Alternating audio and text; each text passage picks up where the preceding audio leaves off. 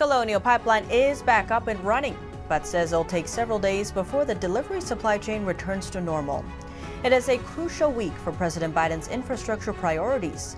Republican leaders say they won't back any tax hikes for a recovery plan. That's during their first White House meeting. As for inflation, consumer prices rose 4.2% year over year in April. That's the fastest rate in about 13 years. But are those fears unfounded? Tune in to Deep Dive as we explore these topics and more. Hello and welcome. This is Deep Dive and I'm Tiffany Meier. Colonial Pipeline is back up and running, but the company says it'll take several days for the supply chain to return to normal. While Colonial Pipeline has restarted the nation's largest fuel pipeline network, it will take days to get back to normal. As of Thursday morning, Colonial said the company made substantial progress in safely restarting our pipeline system and can report that product delivery has commenced in a majority of the markets we service. Adding they expect by midday, each market we service will be receiving product from our system.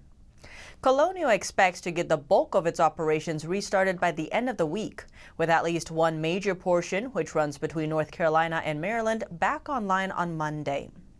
This comes as gas stations are still feeling the after effects.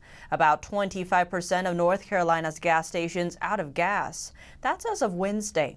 Representative Madison Cawthorn said on the House of Representatives floor on Wednesday, gas prices have skyrocketed.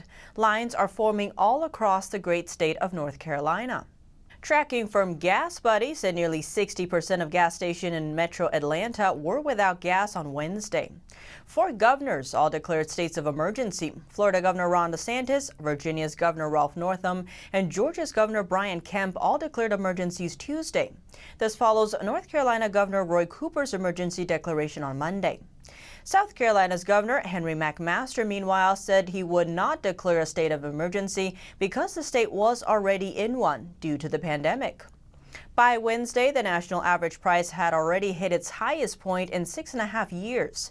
Gas prices were already on the way up before a cyber attack crippled the top pipeline in the country. On average, fuel prices rose 60% over the past year. But with what's just happened, it's making things even worse. Colonial is responsible for about half of the East Coast's fuel supply. It spans more than 5,000 miles from Texas to New Jersey.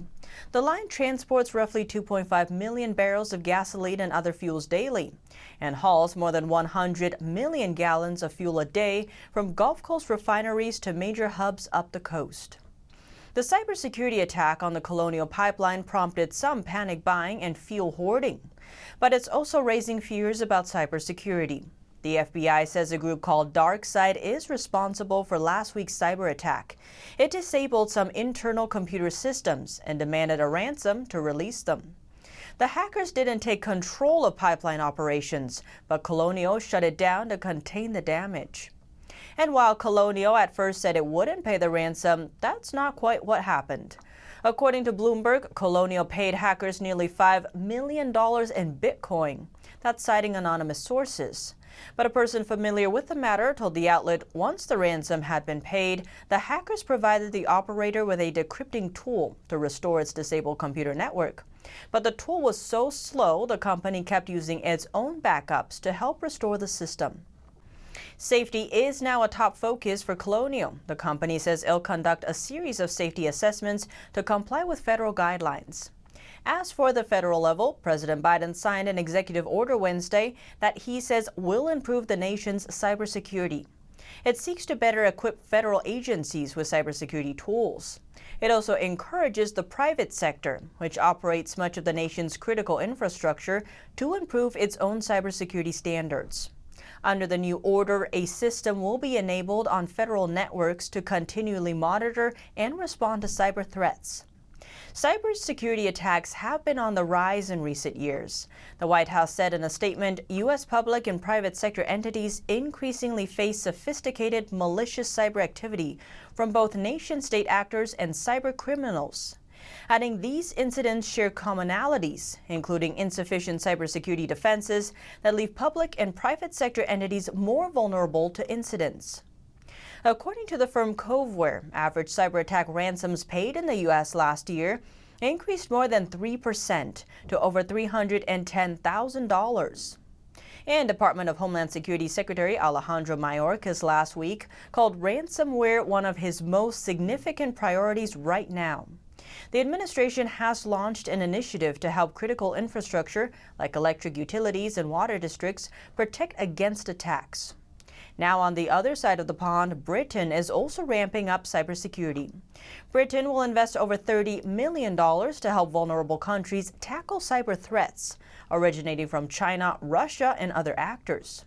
UK Foreign Secretary Dominic Raab warned on Wednesday that hostile state actors and criminal gangs are using technology to undermine democracy. His comments came during an online security conference. He said authoritarian regimes, including North Korea, Iran, Russia, and China, using digital tech to sabotage and steal or to control and censor. Raab said it is important to broaden the group of like-minded countries in tackling the cyber threat, saying, frankly, we've got to prevent China, Russia, and others from filling the multilateral vacuum. That means doing a lot more to support the poorest and most vulnerable countries who are most at risk.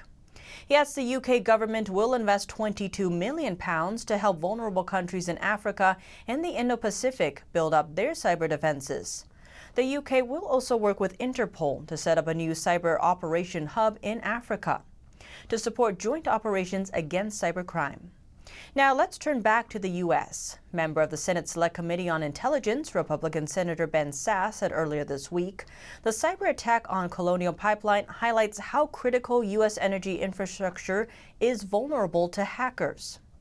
He says the cyber attack was a warning of things to come, saying this is a play that will be run again, and we are not adequately prepared. He adds that lawmakers should pass an infrastructure plan that hardens sectors against these attacks. Speaking of infrastructure, it is a crucial week for President Biden's infrastructure priorities. Top 4 members of congressional leadership had their first White House meeting Wednesday since Biden took office. Senate Republican leader Mitch McConnell and House Republican leader Kevin McCarthy signaled they would be willing to work with the president on infrastructure, but they are drawing the line at tax increases. Senate Minority Leader Mitch McConnell saying we are not interested in reopening the 2017 tax bill. We both made that clear to the president. That is our red line. The White House has been pushing Congress to approve a near $2.3 trillion infrastructure bill and a $1.8 trillion education and child care plan. Republicans are resisting the proposed tax hikes to pay for the plans.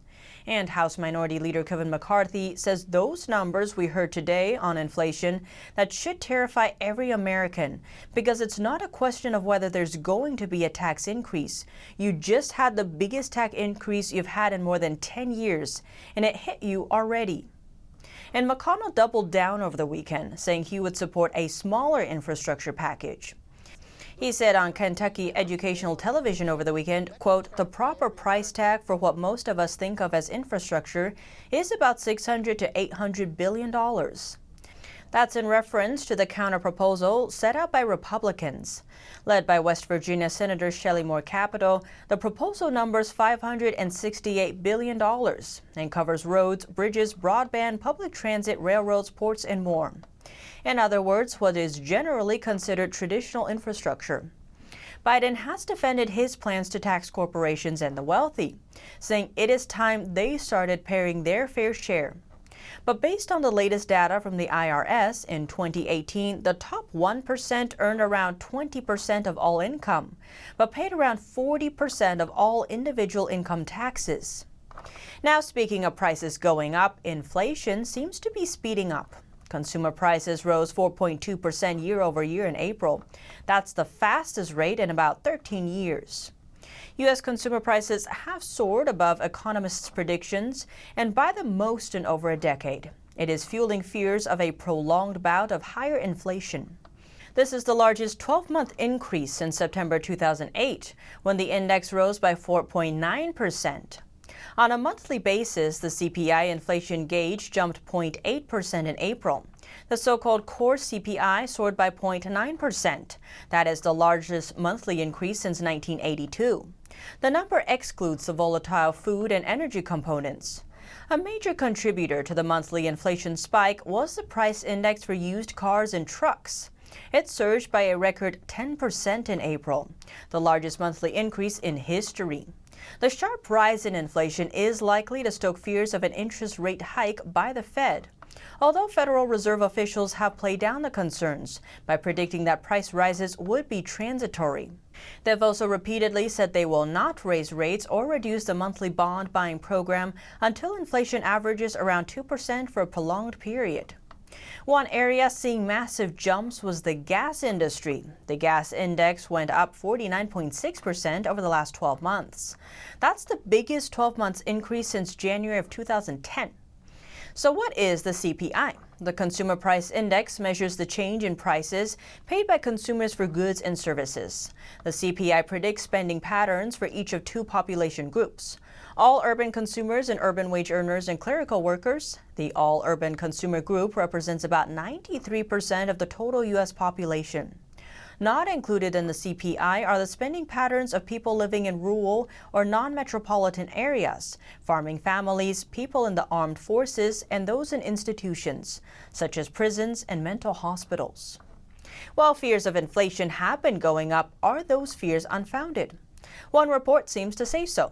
An April report by the Brookings Institution notes the inflation data could be misleading. That is because it is typically measured over a 12-month period, and prices fell throughout the pandemic. The report states, if we focus on the rebound in prices since March of 2021 without appreciating that it was just partially returning prices to their prior level, it may seem like inflation is rising out of control.